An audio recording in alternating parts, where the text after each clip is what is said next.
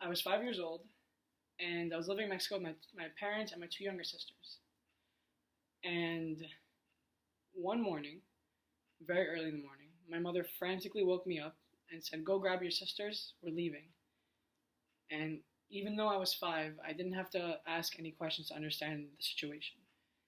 We were fleeing Mexico to leave behind my abusive father and start a new life. And that morning, I got my sisters. My mom packed one bag of clothing. We got on the first plane to New York and started our new lives as immigrants, a single mother with 3 kids. Um, and obviously, growing up was very difficult. We were poor. Um, Although we had the support of a few organizations, my mother had to work extremely hard to get us through. I was exposed very early on to a lot of hardships, to all the hardships my mom had to endure, to not being able to pay bills. We had to move from house to house almost every year. And this all kind of culminated in me starting high school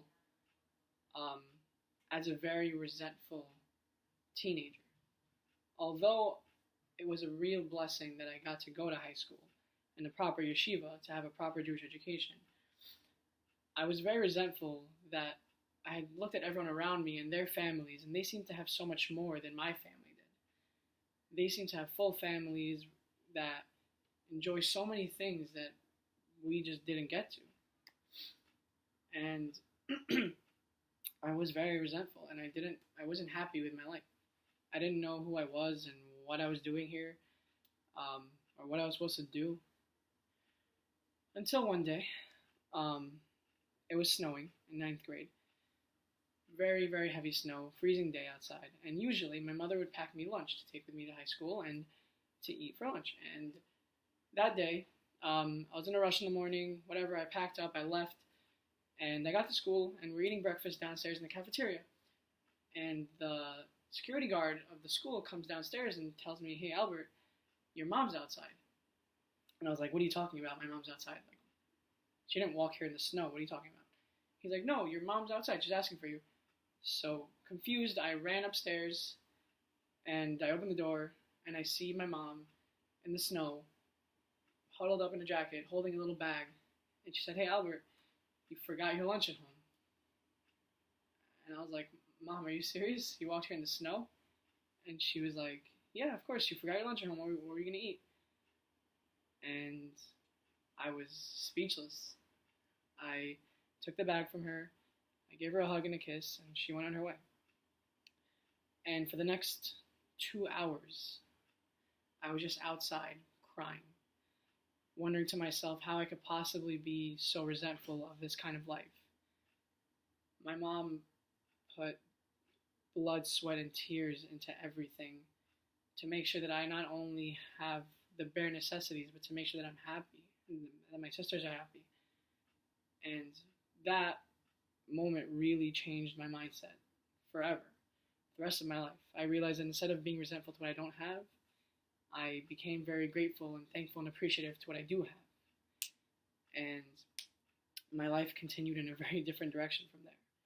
From then on, I was able to truly confront myself and figure out who I was and what my purpose was and what I was supposed to be doing.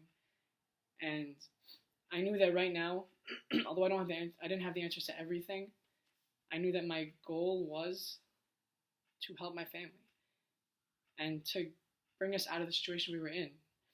I had made goals for myself. I had realized that I had to do well in school academically to hopefully have a good career in the future. I made sure that I had to help my mother raise my younger sisters, that I had to make sure to work to help my mother pay the rent and the bills. And that's how it was for high school. And it made me very mature very quickly.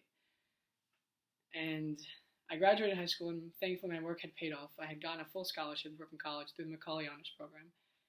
And when I started college, my first year as a freshman, I had already begun to kind of burst out of my shell in high school and go from more of an introverted, shy person to a more extroverted, outgoing, social, talkative person, but I still was in the transition. When I started college, it felt almost as if someone took a bucket of ice water and just splashed me in the face with it, because it was such a refreshing experience to meet so many new people outside of my community, outside of the bubble I was in, and not only to just meet people from all over the world and different ethnicities and different races and different ages and different backgrounds. But one of the most exciting parts was when I got to the hillel for the first day, and I had met all these new Jews, people that were like me but not like me, and it was amazing. People that I shared so much with yet at the same time, people who were so different. People who were from different places, but yet we had a lot of similarities. And I was a very, very excited freshman. And very quickly I had attended a lot of events and gotten the opportunity to really, really explore myself and my identity and who I was and my intersectionality. And it was great. And I had just started to develop my voice. And very quickly I had joined a fraternity, AE Pi, and developed my leadership experience even more.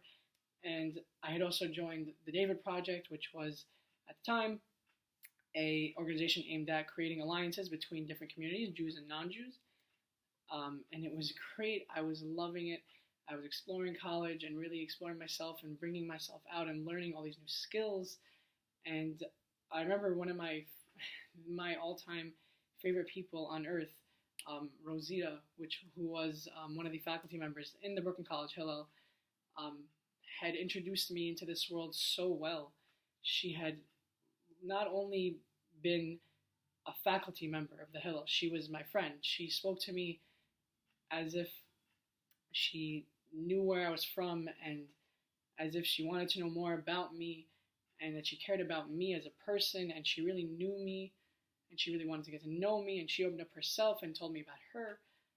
And she was more than just a faculty member. She was my friend.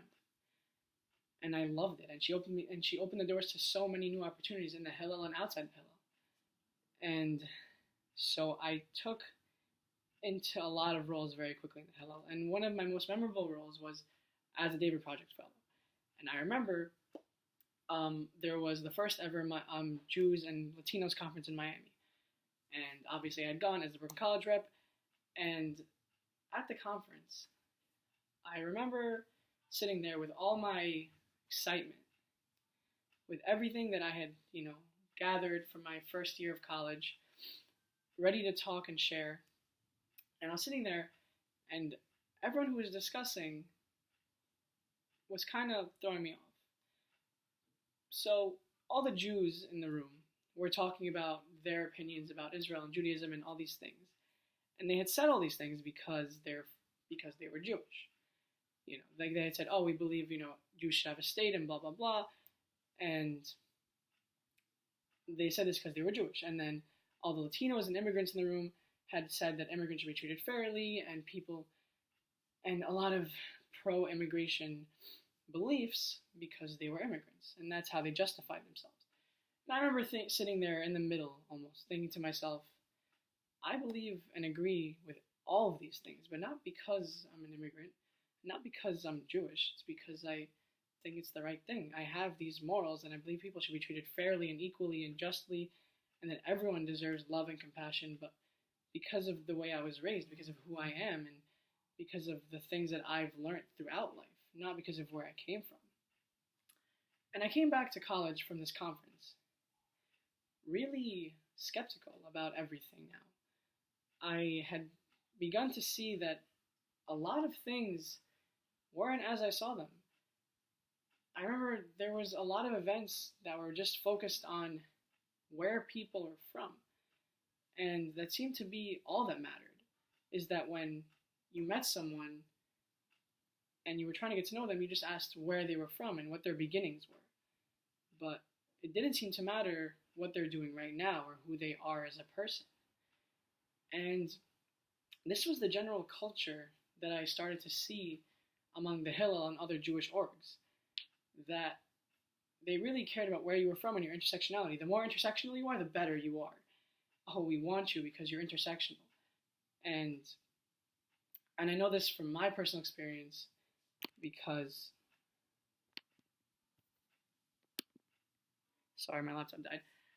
And I know this from my personal experience because I was very intersectional, and a lot of faculty members from the hillel and outside of it loved me, and it seemed to be only for that reason. So finding my leadership voice, I wanted to use it to kind of change that. So I became president of the hillel in my junior year, and my goal was to change that. My goal was to make events and orient things into not just about where people were from, but to who they are now and what they want to be and their goals, and kind of bring it back to what I experienced when I was a freshman. When I was a freshman, it didn't seem like it mattered where I was from. It just seemed like I was willing and eager to do things, and that I wanted to learn new things. And I had gained a lot of skills and experiences and abilities because I was treated as a person as opposed to an ethnicity or a race.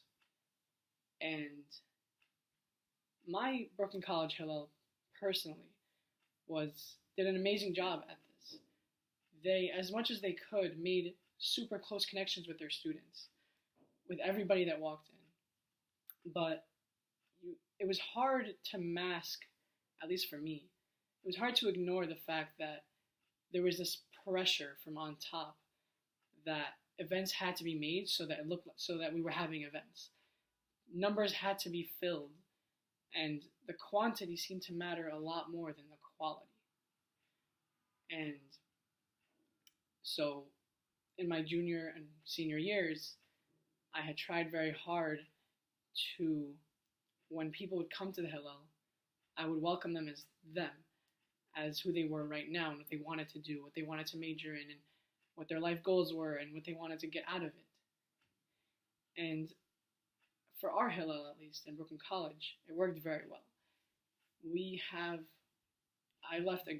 Graduating, I know that I left an amazing Hillel that cared so much about not only the quantity of students and where they were from, but the quality of each individual and how amazing each person can be. And there's a lesson that I learned from it, and hopefully we can explore this more, is that when it comes to making connections, you can make 1,000,000 connections and it won't matter because none of them will work. But you can make one super close connection, and that one connection can lead to so much more and open so many doors. People all have an infinite amount of potential, and I learned that myself.